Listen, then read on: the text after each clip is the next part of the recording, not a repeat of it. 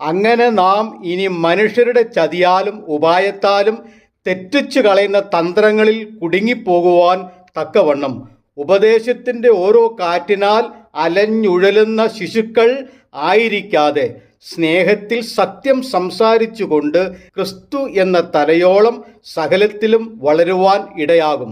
ശരീരം മുഴുവനും യുക്തമായി ചേർന്ന് ഏകീഭവിച്ചും ഓരോ അംഗത്തിൻ്റെ അതത് വ്യാപാരത്തിനൊത്തവണ്ണം ഉദവി ലഭിപ്പാനുള്ള ഏതു സന്ധിയാലും സ്നേഹത്തിലുള്ള വർധനയ്ക്കായി അവനിൽ നിന്ന് വളർച്ച പ്രാപിക്കുന്നു.